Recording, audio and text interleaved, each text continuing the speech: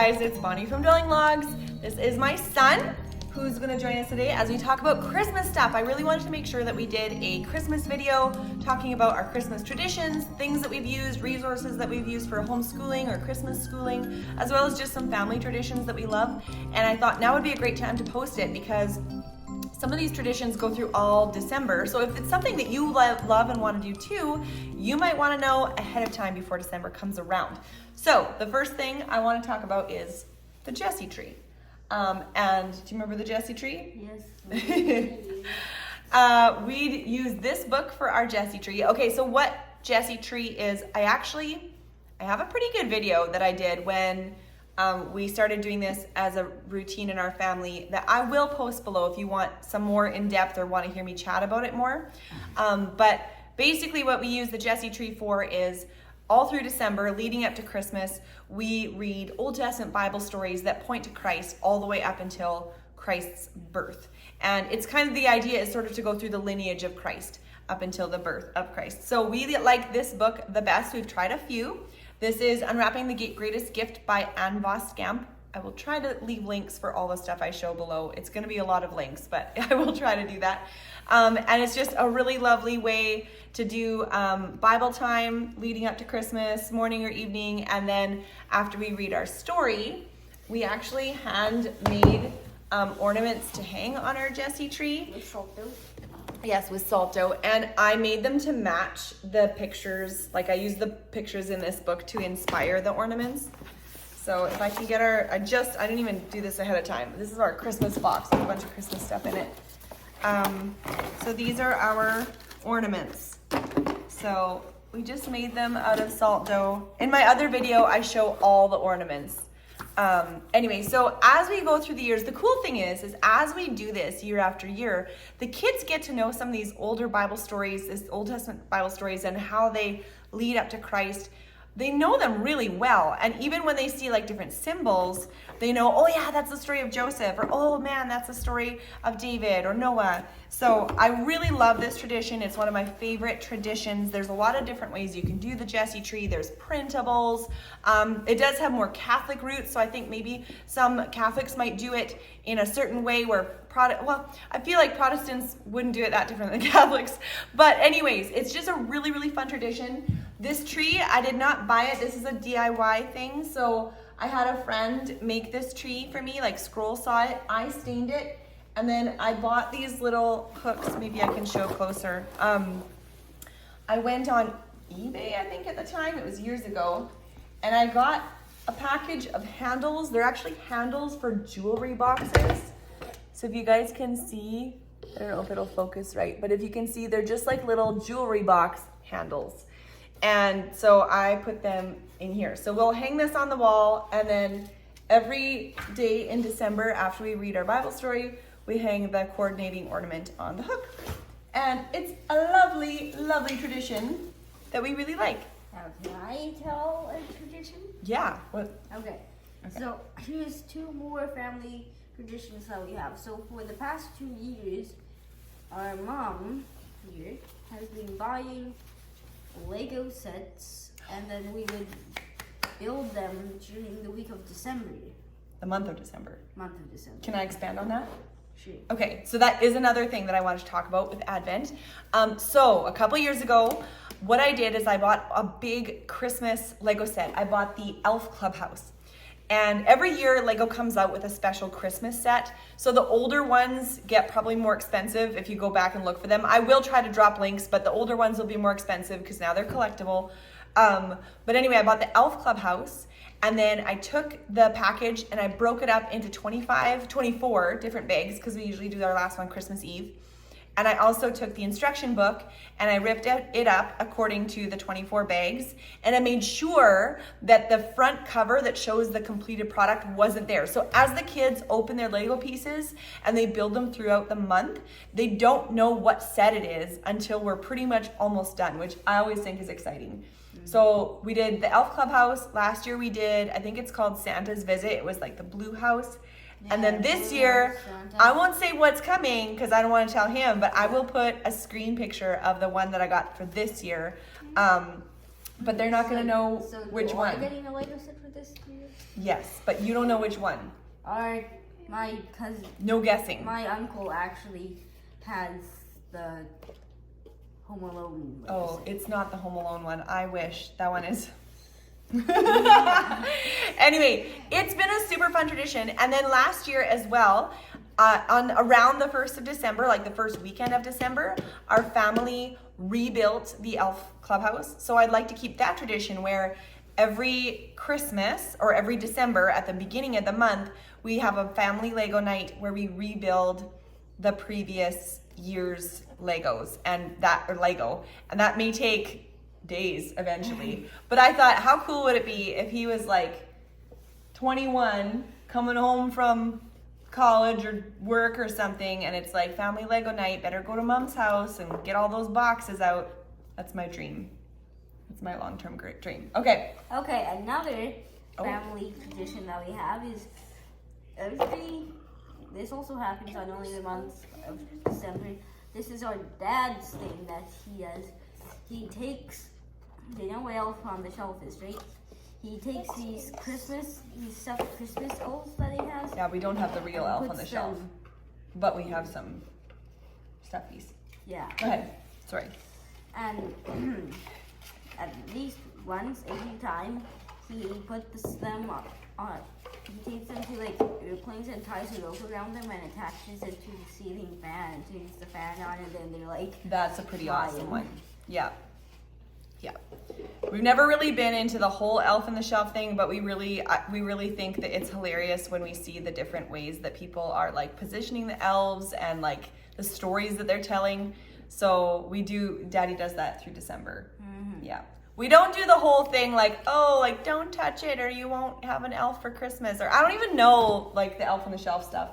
We haven't gone that route, but it's just like a fun little thing that Daddy does. As far as Advent goes, the only other Advent thing I could think of is I did get the Gather Round Advent. If you've heard of Gather Round Homeschool, you may know that they have some Christmas things, and this is just like an add-on thing one year. They have like an Advent countdown, and the other side has a Bible verse on each of them, and then you have a little short devotional every day. It's not much to read. So I really like this. I almost think this is like the mummy Advent. You could read this to your kids too, but they're just so pretty. When I have all of these strung up, like with my oranges and lights on this railing, I do that every year. Oranges and lemons. And lemons, yes. She dries oranges and lemons and hangs them up. That's another traditional thing that Mom does. Yes. Anyway, these are just beautiful. I will say I did do the painting for this image, so anyway. I painted the wreath and the door. The designers actually put them together, so the designers made it look prettier than what I did. Anyways, super good, just really beautiful other Advent tradition to hang up. Okay, let's talk about some other things that are coming. I'm thinking early December. I'm thinking December 6th is St. Nicholas Day. So I have a German background. I might have a video on this. Tag means day in German. So I might have a video on this. I think I do. If I do, I will share it in the links below. But basically, I wrote a little family lesson, a short one, on St. Nicholas.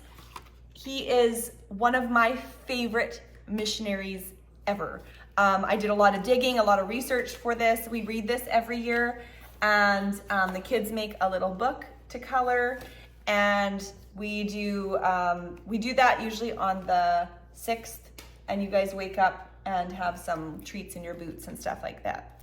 Okay, now let's talk a little bit about curriculum or resources around Christmas. Something that we do every Christmas so far, like for the last 3 years, since 2019, 19, 20, 21, 22, maybe this will be our 5th year.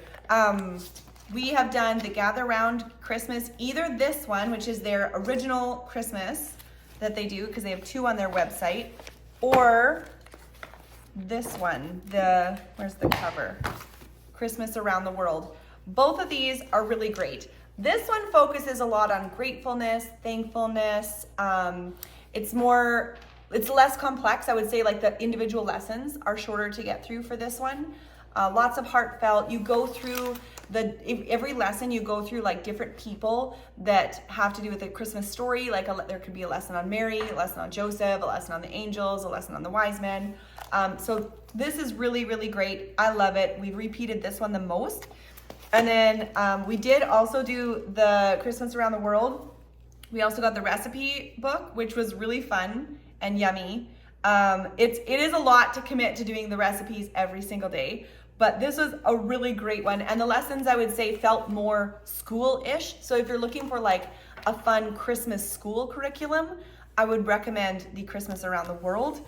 And there's a lot of different options. We got the color ornaments that can come from them in print, and I can't remember what else came with this. Oh yeah, you get a letter from around the world every day that the kids can open up. So that's really cool. If someone said, yeah, but which one's your favorite? This one's my favorite, the first Christmas that they did.